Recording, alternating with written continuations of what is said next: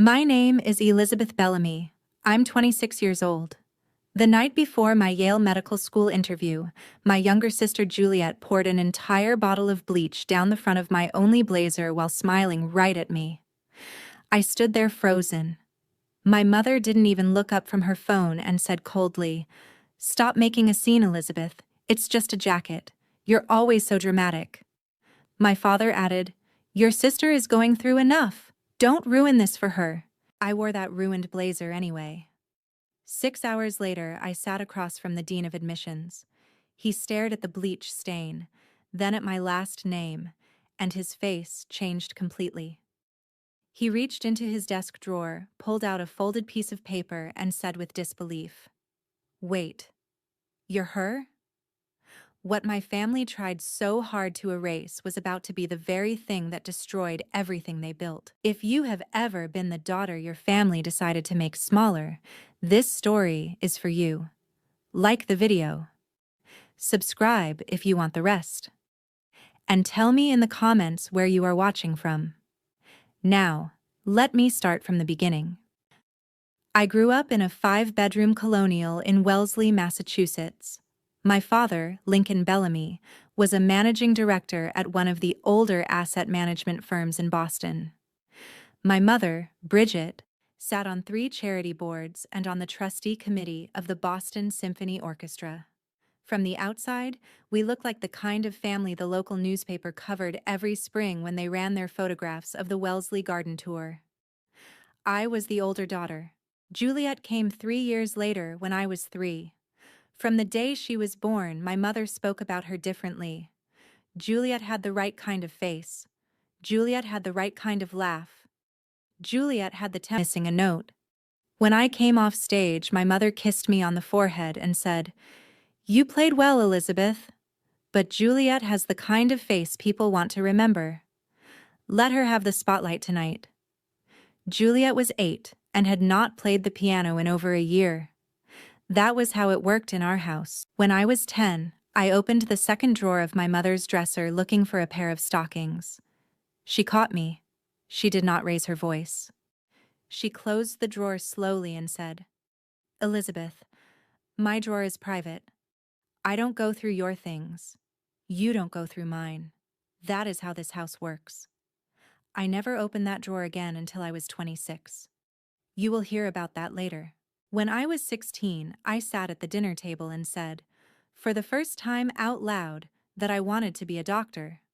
My father set down his fork. My mother smiled at me the way you smile at a child who has just announced they are going to be an astronaut. The next week, at a charity event in Brookline, I heard my mother tell a friend, "Juliet wants to be a pediatrician. Isn't that wonderful? She has always loved children." Juliet was 13. A week after that, my father came into my room. He sat on the edge of my bed and said, "Elizabeth, medicine is a long road. Your sister has the temperament for it. You are better suited to support roles. That is not an insult. That is an observation." He believed he was being kind. By the time I was 16, I understood what they had decided. They had decided which daughter would be the doctor. They had simply forgotten to tell me. I applied to Tufts on my own. I wrote the essays without showing them. I got in. I told my parents in the kitchen, and my mother said, "Tufts is fine. It's not a school we brag about." But in September of 2017, I worked 2 jobs through college. I took on debt. I did not invite my parents to a single visiting weekend in 4 years. In May of 2022, I graduated with honors in biology. I drove to a small 1-bedroom in Brookline, signed a lease for $1,850 a month, and started work 3 weeks later as a patient navigator with the Joint Pediatric Oncology Program at Dana-Farber and Boston Children's Hospital. My job was to walk with families through the system, to translate, to be present. The starting salary was $58,000 a year. My mother, when I told her, asked, "Patient navigator, isn't that more of a volunteer thing? Are they actually paying you?" I had been working there for 2 months when I was paged to room 4B on the pediatric oncology floor. That was the day I met Lily. Meanwhile, 3 years behind me, Juliet had entered Wellesley College in September of 2021. My mother managed her path the way she managed her charity calendars. There was a private MCAT tutor at $12,500. There was a personal admissions consultant in Cambridge. There were arranged shadowing opportunities through donor connections. There were anatomy textbooks bought in advance and left on her shelves like decoration. My mother told her friends at dinner parties that Juliet had been shadowing at Boston Children's for over a year and that she had such a gift with children. I had pulled the visitor badge log later.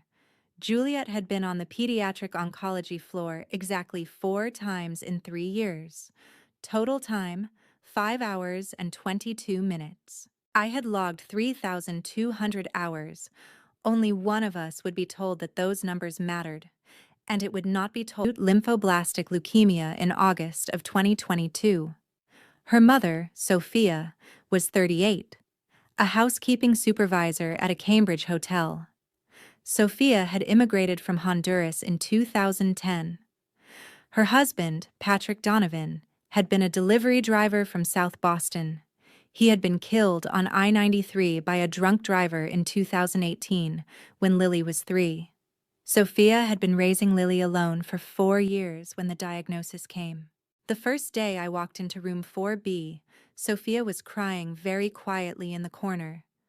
Lily was sitting up in the bed with her hands folded like she was at church.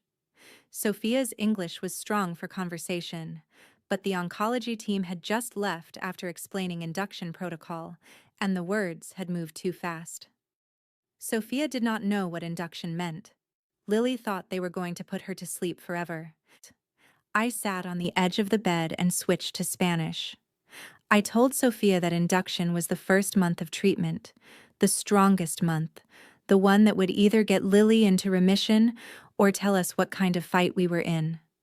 I told Lily that no one was going to put her to sleep forever.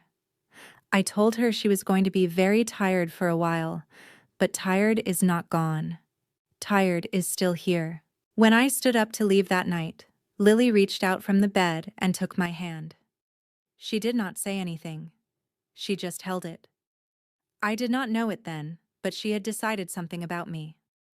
I came back the next day, then every day for a week, then 4 to 6 hours a week outside my official caseload for 2.5 years. I read her Charlotte's Web in the chemo room. She loved the chapter where Charlotte writes "some pig" into the web. One afternoon, halfway through the chapter, she said, "Her window faced east. Her room had been assigned by lottery, but she treated it like a gift. Even on mornings when she could not eat, she watched the sunrise." In April of 2023, after a stretch of 2 days when she had not been able to keep anything down, she watched the sun come up and turned to me and said, "Elizabeth, the sun came up again. I made it. I'm still here." I wrote that down later. I wrote down the way her window faced east and how she watched the sunrise even when she couldn't eat. I wrote it down in a draft of a personal statement on a Tuesday in April of 2024, in a document I kept on the family Google Drive my mother had set up in 2017. I did not know yet that anyone else read what I saved there. In June of 2023, Lily relapsed. She was 8. The bone marrow transplant we had been hoping for never happened. The donor matches were not close enough. Through 2024, she got thinner. By September, hospice had been initiated. Her attending oncologist was Dr. Beatrice Nell, a German-trained pediatric hematologist who had been at Boston Children's for 19 years. Dr. Nell was the one who told Sophia in October that there were no more options. Dr. Nell was also the one Sophia would later hand a folded letter to. My supervisor was Ingrid Sandberg, a senior pediatric oncology social worker who had been at Dana-Farber for 24 years. Ingrid watched me with Lily for 2.5 years. Lily's primary nurse was Kelsey Reardon, who had been on the floor for 15 years. Kelsey wrote in the clinical handoff notes 38 separate times. Family coping enhanced by Navigator E. Bellamy presence. In October of 2024, Lily was very weak, but very loose, said. The letter was 1 page. It would matter more than any document my family had ever produced. A week later, on October 17, 2024, Sophia handed that letter to Dr. Nell during morning rounds and said, "Please give this to someone who can help Elizabeth be a doctor." The next day, October 18th, Boston Children's held its annual Donor Appreciation Luncheon. Oncology families were invited to thank the donors. Sophia attended. So did my mother, who was a trustee on one of the Boston foundations that funded the program. They had never met. Sophia recognized Bridget from a photograph I had once shown her on my phone of my family at Christmas. Sophia approached her, introduced herself, and said, "I have something for Elizabeth." She handed my mother a folded piece of paper, a drawing. Lily had made it with hospital sketch paper and a number 2 pencil. On the back, in shaky handwriting, were 5 words. My mother said she would deliver it that night. She did not deliver it. I would not see that drawing for 14 months. The day after the luncheon, Dr. Nell forwarded Lily's letter to a man who had trained with her at Boston Children's in the early 2000s. His name was Dr. Hudson Marlowe. He had moved to Yale School of Medicine in 2018 and become Dean of Admissions in 2022. Dr. Nell's note to him was 1 sentence: "For when this applicant arrives, B." Marlowe put the letter in his desk drawer. Lily died in early November. I went to her funeral. So did Sophia. So did Kelsey. So did Ingrid. My parents did not. My sister did not. 3 weeks later, Sophia came to my apartment in Brookline carrying a navy wool blend blade to my medical school interviews. "Para tu entrevista, mi cielo," she said. "Lily would want you to wear something with strength in it."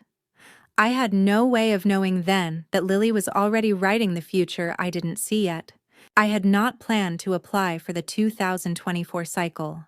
I had told my supervisor in early 2024 that I wanted to stay with Lily through the end. Ingrid had said, "That is a hard choice.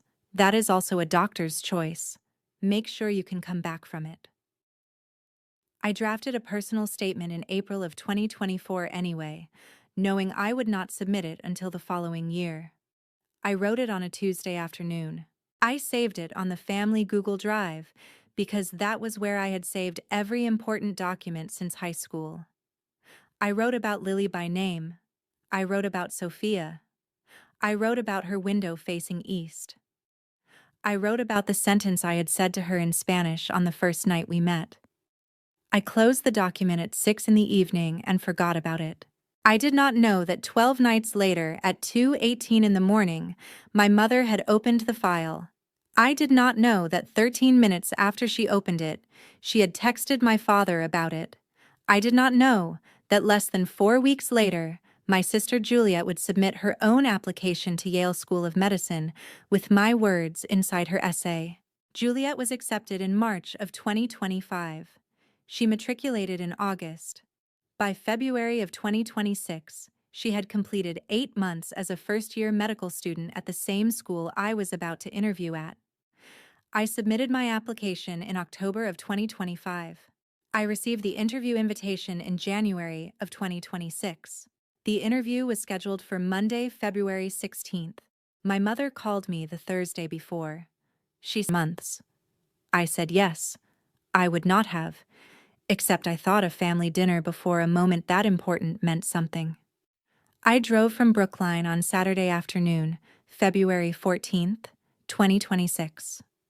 I hung the blazer in the closet of my old bedroom, which my mother had half converted into a home office. Lincoln met me at the door and said, "Elizabeth, good of you to come. Juliet is home for the weekend too, from Yale." Dinner was cold in the way that dinners can be cold without anyone raising their voice. Bridget asked Juliet about her M1 grades. Lincoln poured wine. When I mentioned the interview, Bridget said, "Yes, we'll see how it goes. Yale isn't for everyone." Juliet set down her fork and looked at me for the first time all night. She said, "You know I'm there now. You know what that means." I did not answer. After dessert, I went upstairs and brought the blazer down. I wanted to steam it for Monday morning. The laundry room opened off the kitchen, with a doorway into the family room, where everyone was still sitting on the couches. I laid the blazer on the ironing board. I plugged the iron in. I turned my back for 8 seconds to fill the spray bottle at the sink.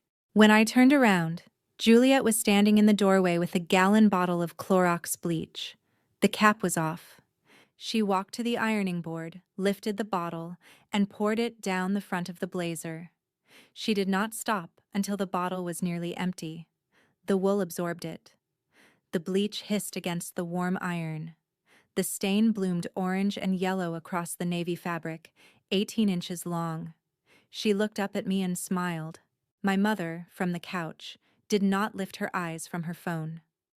"Stop making a scene, Elizabeth. It's just a..." I stood there with the iron still hot in my hand. I did not turn it off for a long time. I did not yell. I did not cry. I did not throw anything. I had spent years before that night imagining what I would do if my family ever crossed a final line. I had imagined every kind of scene. What I had not imagined was that when the line was crossed, I would simply turn the iron off, fold the blazer over my arm, and walk upstairs.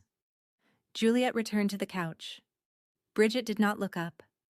Lincoln poured Bridget another glass. I sat on the edge of my old bed for 40 minutes with the blazer in my lap. The orange stain was already cooling into something permanent. I did not try to rinse it. I knew I could not save it. I had used enough hospital laundry products to know what bleach did to wool. Then I noticed something. Juliet had not done this because she was angry. She had done this because she was afraid. I did not yet know of what. I slept 4 hours. At 5:15 on Monday morning, I came down the stairs in the bleached blazer. The house was dark. My parents were not awake. Juliet was not awake. I did not leave a note. I drove 135 miles to New Haven in silence. I crossed Hartford. I crossed Meriden. The sun came up over my left shoulder somewhere outside Wallingford. For the first time in 14 months, I cried. I let myself cry for 30 seconds. Then I stopped, and I kept driving. I parked at the Sterling Hall of Medicine at 7:58. I had 3 letters of recommendation in a folder. I had a personal statement I had rewritten 6 times. I had a bleached blazer and a quiet morning behind me. I had no idea that the man who would... Each of us had 3 interview slots, 10, 11:15, and 1:30. My first was Dr. Phoebe Linwood, Associate Dean of Student Affairs. My second was Dr. Hudson Marlowe, Dean of Admissions. My third was Dr. Reed Larkin, Director of Admissions Operations. The assistant looked at her screen and added, almost in passing, "Your second interview is with Dr. Marlowe. He requested this slot specifically. That happens occasionally." I noted it. I did not understand it yet. Linwood interviewed me first. She was warm in a professional way. She asked about my clinical experience. I told her about Dana-Farber and Boston Children's, about bilingual navigation, about the families. She made a small sound when I mentioned 3,200 hours. "That is not typical," she said. "Most candidates have under 1,000. She did not mention the bleach on my blazer. I had decided I would not bring it up unless someone asked. I walked out of Linwood's office at 10:50. I had 15 minutes. I spent 8 of them in the women's bathroom in front of the mirror, looking at the stain and deciding what I would say if Marlowe asked. I decided I would say the truth, the whole truth, not a softened version. At 11:15, I knocked on Marlowe's door. His office was wood-paneled. There were photographs of children's hospitals on his walls. 3 framed awards, a desk with 1 closed folder and 1 open laptop. He stood, shook my hand, and motioned me to a chair. He was 60 years old, gray-haired, soft-eyed, calm. He was silent for 5 seconds longer than was normal. He was looking at my blazer. He cleared his throat of them. I told him about Lily. I told him her full name. I told him her diagnosis. I told him about Sophia, about Honduras, about Patrick. I told him about Charlotte's Web in the chemo room and about her window facing east. I told him what she had said the morning the sun came up after 2 days of NPO. I told him about the relapse, the hospice, the last weeks. I spoke for 6 minutes. He did not interrupt me. When I finished, he did not ask another question. He did not thank me. He stood. He walked to his desk drawer, the second drawer on the left. He opened it. He pulled out a thin folder. From inside the folder, he took out one folded piece of paper. He set the paper on his desk. He did not turn it toward me yet. "Ms. Bellamy," he said. "I want to be sure I am hearing what I think I am hearing. Lily Donovan, B-cell all, diagnosed August 2022, treated at Boston Children's. Mother Sophia, father deceased, window facing east, Charlotte's Web. You are that Elizabeth?" I said yes. He sat back down. He looked at the bleach on my blazer. He looked at the name on the file on his laptop. He looked at me. "Then I have been waiting 14 months to meet you." He paused. "Wait. You're her?" He turned the paper around. I recognized the handwriting before I read the first word. The accents were still there over the Spanish words. The slope of the letters was the same as the slope of every note Sophia had ever written me about Lily's appointments. It was Lily's voice, in her mother's hand. Marlowe read it aloud, slowly, without performance. To the people who cannot know the English, she read me Charlotte's Web in the chemo room. She is already a doctor in the ways that matter. Please. Lily Donovan, age 9. He set the letter down. He folded his hands. This came to me through Dr. Beatrice Nell at Boston Children's on October 18, 2024. Dr. Nell and I trained together in the early 2000s. She forwarded it to me with one line: "For when this applicant arrives." I did not know when you would arrive. I did not know if Lily had survived. I learned that part later. This letter has been in that drawer for 14 months. He let the silence sit. Then he said, "Ms. Bellamy, there is a second piece of evidence in your file that I cannot legally show you in this room. It was submitted by a third party. But I can tell you this. Someone else in your family used elements of Lily Donovan's story in their own application essay to this school last year. I noticed the overlap when your statement arrived this fall. I have been waiting to meet you to understand which version of the story is true." I held very still. I did not speak. He stood again. "You have one more interview at 1:30. Please take it as scheduled. After today, I will be in touch. There is a formal process for what happens next. I want to walk you through it properly." He held the door for me as I left. I walked out of Sterling Hall at 12:08. I had 82 minutes before my next interview. I sat on a bench under a leafless oak tree in the courtyard. I tried to think of who, in my family, had been reading the drafts I kept on the family Google Drive. I already knew. I drove back to Brookline that afternoon at a slower speed than I had driven. Did you ever know that Juliet, my sister, claimed to have shadowed at Boston Children's? There was a pause. "Elizabeth," Ingrid said. "She never set foot in our unit for more than 90 minutes at a stretch. 4 times in 3 years. I keep records of every observer who comes onto the floor." "Why are you asking me this now?" I told her I would call her back. I had one more call to make first. I dialed my mother. She picked up cheerful, the way she always picked up when she was performing for someone who wasn't there. "Elizabeth, sweetheart, how did it go?" I did not answer that question. I said, "Mom, did Juliet write about Lily Donovan in her Yale application essay?" The silence was 4 seconds long. 4 seconds is a long time on a phone call. My mother's reflexes were too fast. Her surprise was too slow. Elizabeth, she said. What are you talking about? I did not say Lily's last name. My mother did not ask who Lily was. My mother did not ask why I was asking. My mother said, "You are exhausted. Come home tonight. We will talk." I said, "No, I am going to my apartment. I will call you when I'm ready." I hung up. My mother had known the name. I had never told her. At 9:15 that night, I received an email from Marlowe sent to my verified application address. Ms. Bellamy, thank you for your candor today. I would like to schedule a follow-up conversation. I am prepared to walk you through the formal options available to you, including a complaint to the Yale School of Medicine Committee on Honor and Professionalism. This is the body that handles academic integrity matters within the school. I will also need a written statement from you regarding your to confirm the chain of custody of the letter. Please confirm a time within the next 10 days.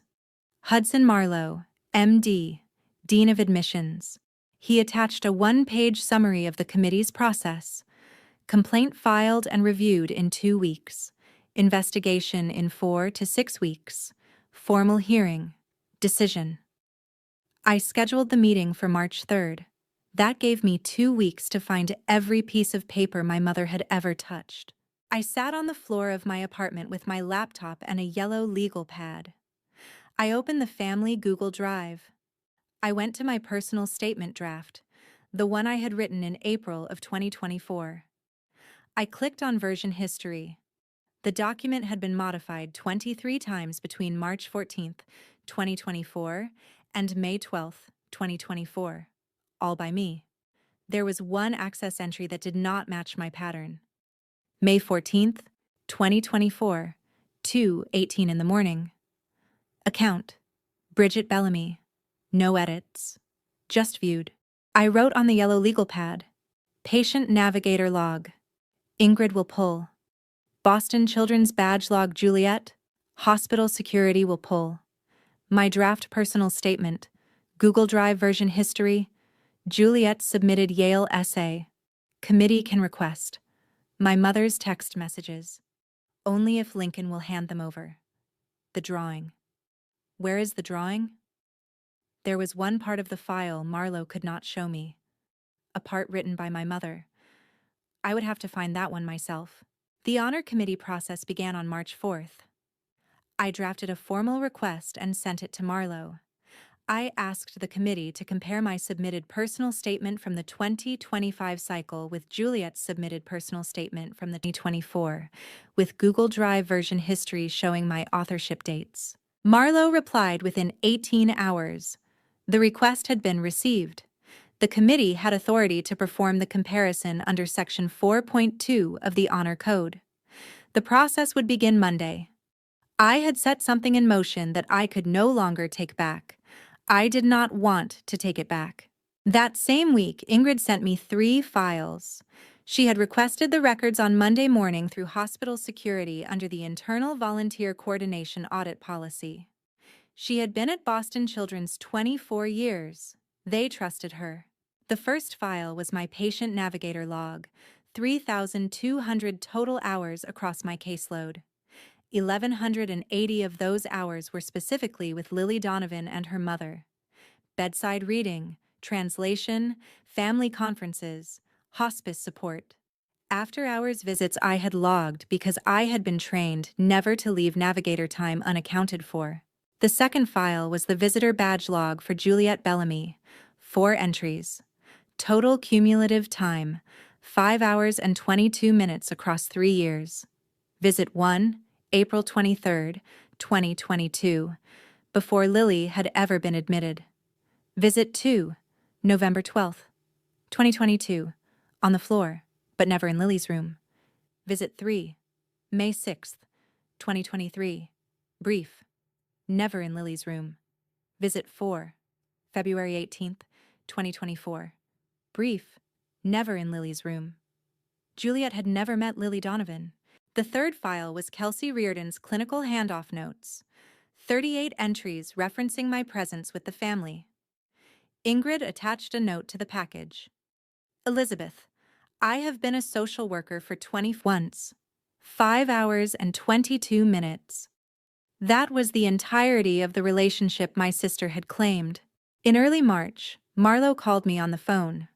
The call lasted 9 minutes.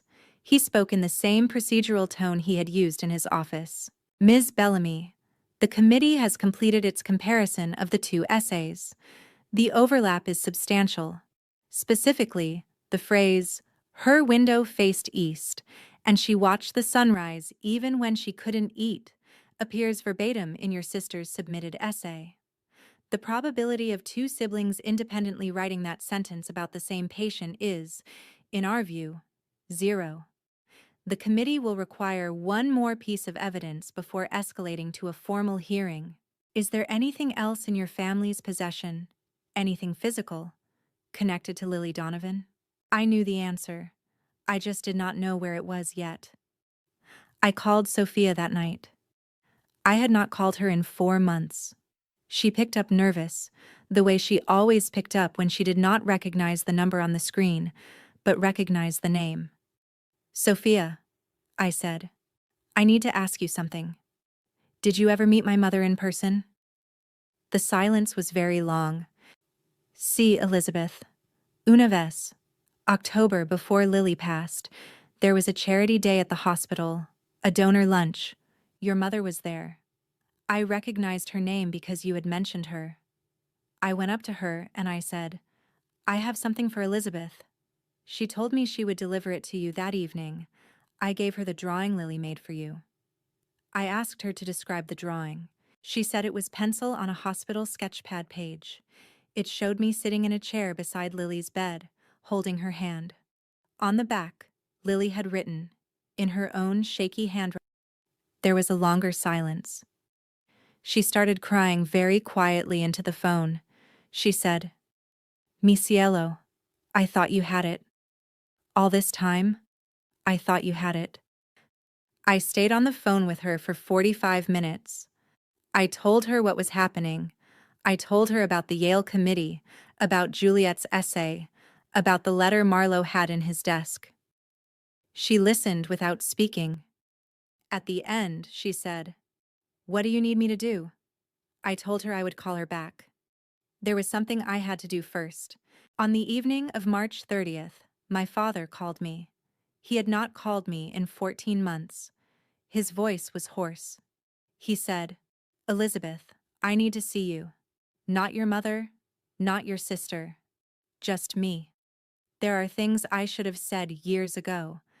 There are things on my phone that you need to see." We met at a small cafe in Brookline on the afternoon of April 1st. He looked thinner than I remembered. He set his phone on the table between us. He did not look at me. He looked at the table. "I let her do this," he said. "I am not asking you to forgive me. I am asking you to know." He unlocked his phone and turned it around. He opened a text thread between him and my mother. He scrolled to May 14th, 2024. I read it. May 14th, 2024, 2:31 in the morning. Bridget. Just read Elizabeth's draft. The Lily paragraph is the strongest writing in our family. Juliet has nothing close to it. Should I send Juliet the draft? 6:14 in the morning. Lincoln. Bridget. That's Elizabeth's work. 6:16.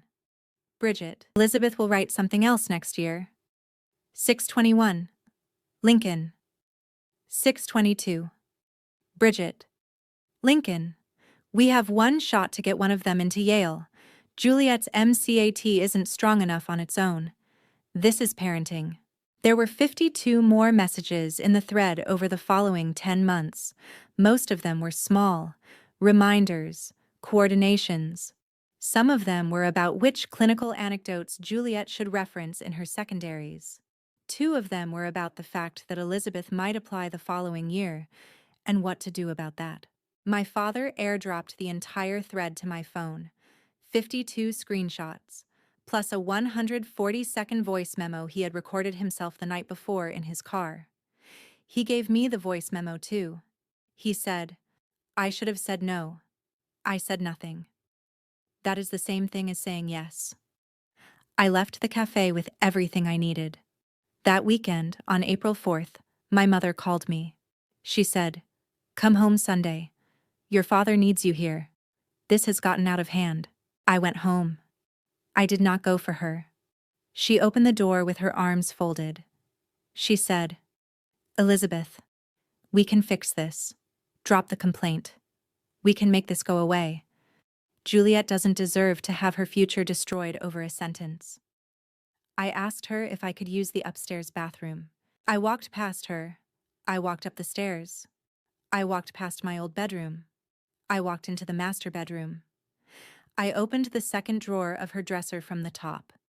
The same drawer she had told me, when I was 10, was private.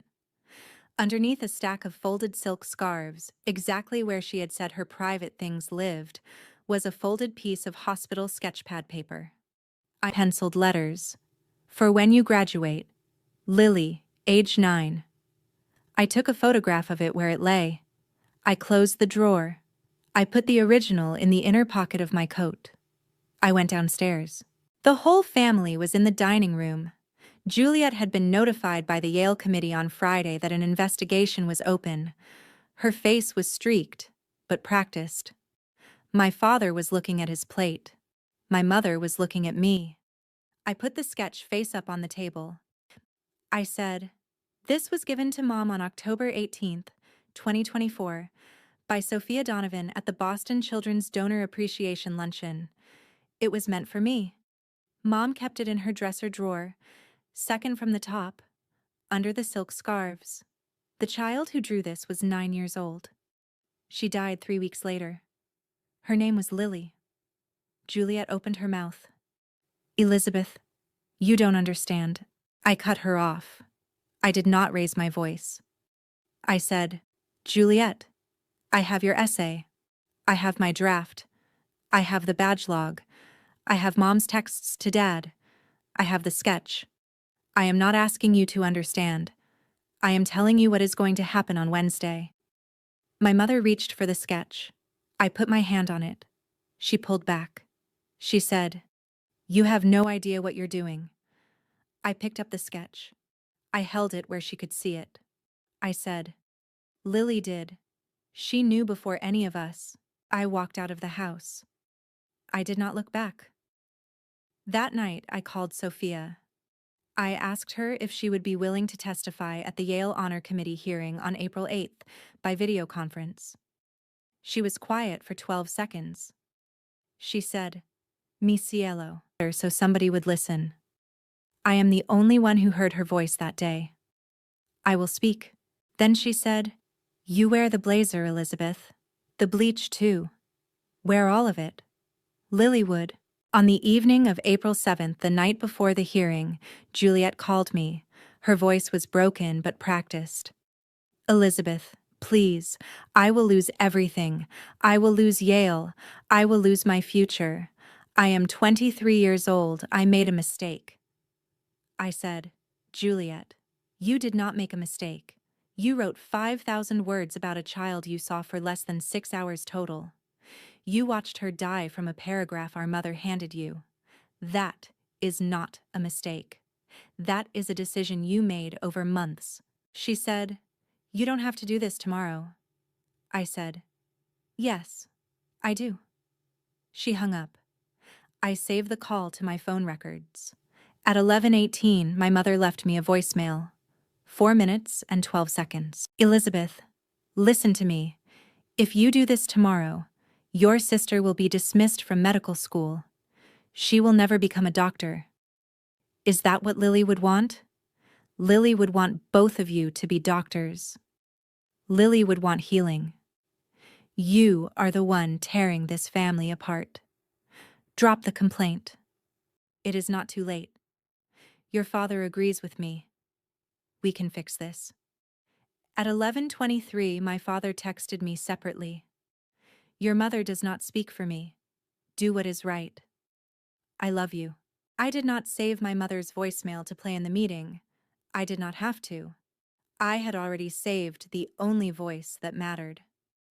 I woke up at 4:45 on the morning of April 8th. I put on the bleached blazer. I packed my evidence folder. I drove 135 miles to New Haven. I texted Sophia from the parking lot at 8:52. I wrote, "Sophia, almost time. Lily is here too." She wrote back, "Sí, vamos." At 8:58, I walked into Sterling Hall Conference Room 3B.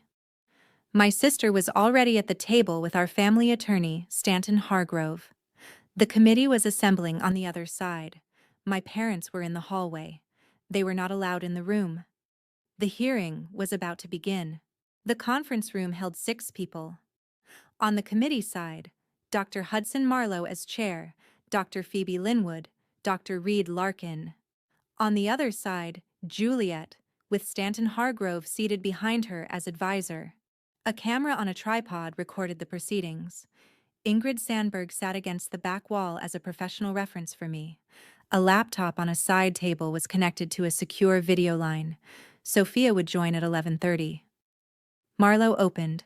"This is a fact-finding hearing under the Yale School of Medicine Committee on Honor and Professionalism, Section 4.2, governing allegations of academic misrepresentation in admissions materials.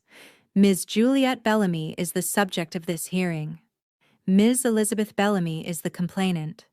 Counsel Mr. Hargrove is present as advisor only and may not address the committee directly.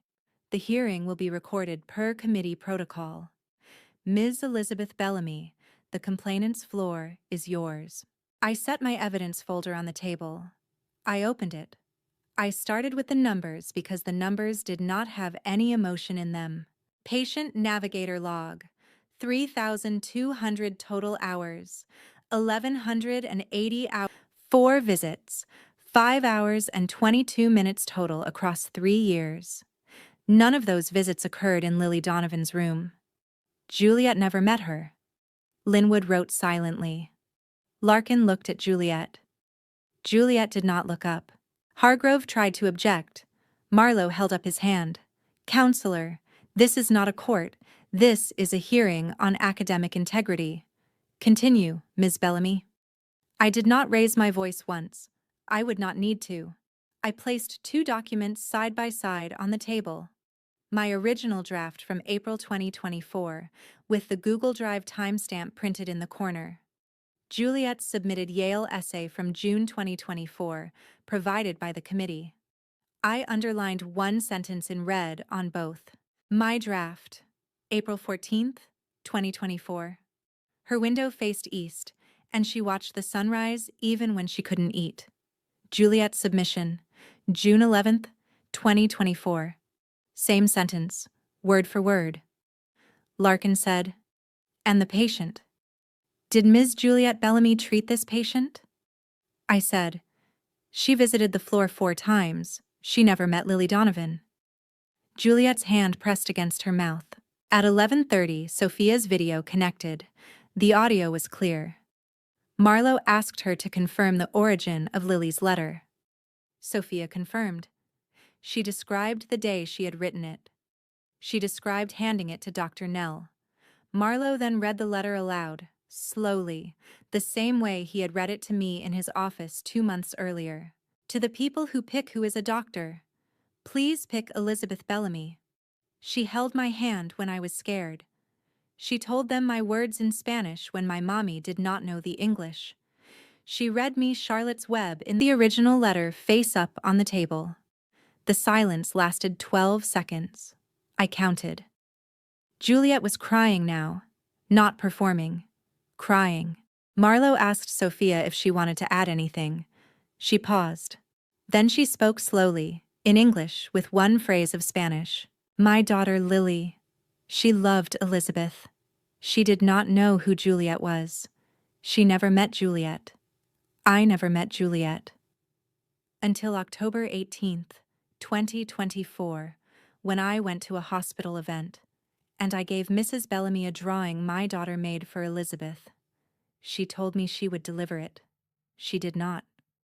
My daughter died believing Elizabeth would receive it. Elizabeth did not receive it until 5 days ago. I am here today because my daughter wrote a letter so somebody would listen. I am here, so somebody listens. She disconnected at 11:48. I picked up the sketch from my folder. I placed it on the table. I said, "The patient drew this on October 16th, 2024. She gave it to her mother on October 17th. Sophia gave it to my mother on October 18th at the Boston Children's Donor Appreciation Luncheon. My mother did not deliver it. I found it 5 days ago in her dresser drawer, second from the top, under a stack of folded scarves. I have photographic evidence of the location." Marlowe picked up the sketch. He examined it. He passed it to Linwood. Linwood passed it to Larkin. Larkin nodded. Marlowe turned to Juliet. "Ms. Juliet Bellamy, did your mother give you this sketch, or any knowledge of its existence?" Juliet, choking, said, I don't know. I never saw it. I never knew." Marlowe said, sitting on a bench against the wall. My mother stood up the moment she saw Juliet's tear-streaked face come out behind me. She rushed at us. "What happened? What did they show in there?" Juliet could not speak. Hargrove tried to steer her into a side conference room. My father stood up. He took one step toward my mother. He said, "Bridget, they have the sketch." My mother froze. My father said, "You told me you forgot. You told me for 14 months you forgot." "Don't." That was the word. One syllable. In a Yale hallway, in front of 3 strangers, in front of Hargrove, in front of me. 30 years of marriage, and my father said one word to my mother for the first time. "Don't." She stopped trying to follow Juliet. My father turned to me as he passed me on the way back to the bench. He said, very quietly, "I'm sorry. I should have done this years ago." I went back into the room. The committee was ready. When we reconvened, Juliet tried one last reframe. "I was going through a hard time. My mother encouraged me. I should have said no, but I was 21 years old." Marlowe let her finish. Then he spoke. "Ms. Juliet Bellamy, you were 21 years old when you submitted the application. You are 23 years old now. You have completed 8 months of medical school. At no point have you contacted the committee, the Donovan family, or the patient's care team to correct the record. The committee will consider these factors." Juliet had no rebuttal. Hargrove whispered to her. She shook her head. Marlowe turned to me. "Ms. Bellamy, would you like to make a closing statement?" The 9-year-old wrote a letter so that I would be heard. I have been heard now. The committee will do what the committee does. I would like to enter into the record one final thing.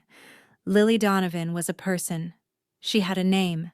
She had a window that faced east. She had a mother who loved her. She had 2.5 years of treatment and 1 nurse and 1 social worker and 1 navigator who saw her through it. She did not have my sister. She did not have my parents. She had us. And we are still here. That is what this is about. I sat down. Marlowe closed the folder. He looked at my sister and said, "The committee will be in touch." Juliet finally stopped pretending. The room was so quiet I could hear my mother breathing in the hallway through the closed door. I drove home that evening to Brookline. I did not cry. I had no tears left for that day. I made tea. I sat on the floor of my living room with my back against the couch. I texted Sophia one line. "Thank you for speaking for her." She wrote back, "Para Lily. Always." On April 15th, I received an email from Yale Med Admissions. "Dear Ms. Bellamy, on behalf of the Admissions Committee of Yale School of Medicine, it is my privilege to offer you a position in the entering class matriculating in August 2026. Your file, your essay, and your interview reflected a candidate of extraordinary clinical insight and integrity. We hope you will accept. Hudson Marlowe, MD." I read it twice. I did not cry. I texted Sophia. "Yes." She wrote, "Mi cielo." Lily knew. I accepted the offer the next morning.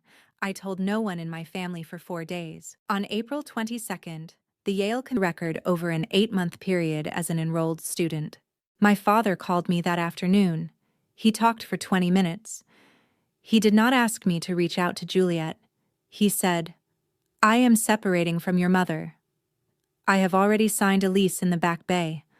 I have already paid the deposit. I am moving out on the 25th.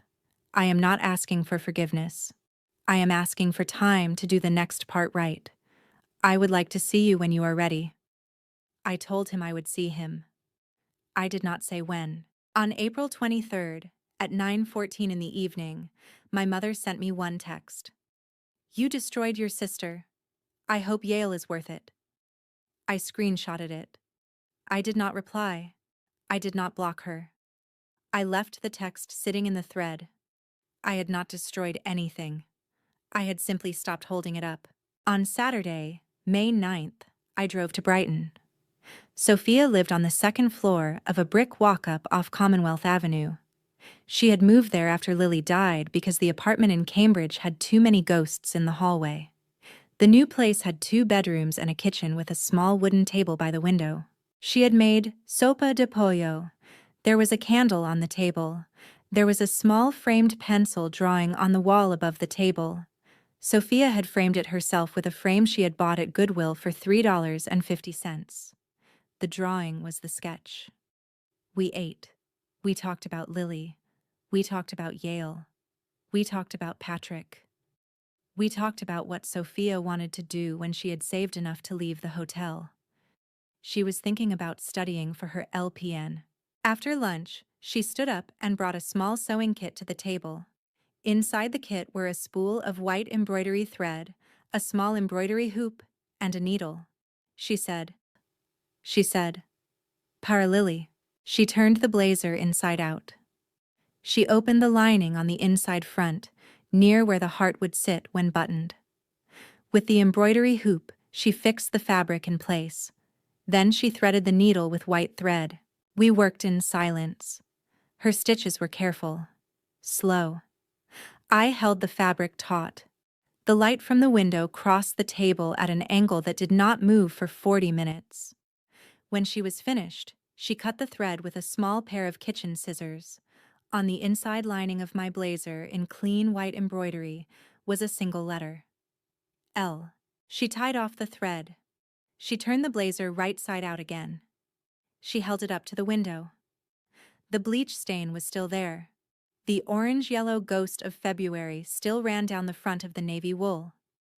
But now, inside, where only I would know, was a letter that would never come out.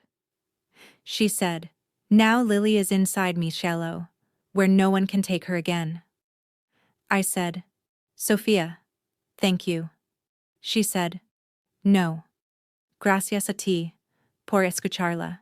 She also sewed a tiny matching L into the corner of her own kitchen apron so that we both had it, so that on different mornings, in different kitchens, Lily would be with both of us.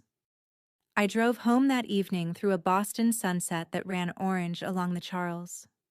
The blazer was folded on the passenger seat in a garment bag. The framed sketch was on the floor of the back seat, wrapped in a soft cloth. I moved to New Haven on August 7th. The blazer will hang on a hook by the front door of my new apartment. The sketch will sit on the shelf above it. My mother said it was just a jacket. She was wrong about that. She was wrong about in one page of pencil in her mother's hand, on a hospital sketch pad. That was the one that turned out to be true. I will start medical school in 3 months. I will start it in a city my sister had to leave. I will start it with a sketch on my shelf and a letter sewn into the lining of a bleached blazer. Both of them belong to me now. Both of them belong to Lily.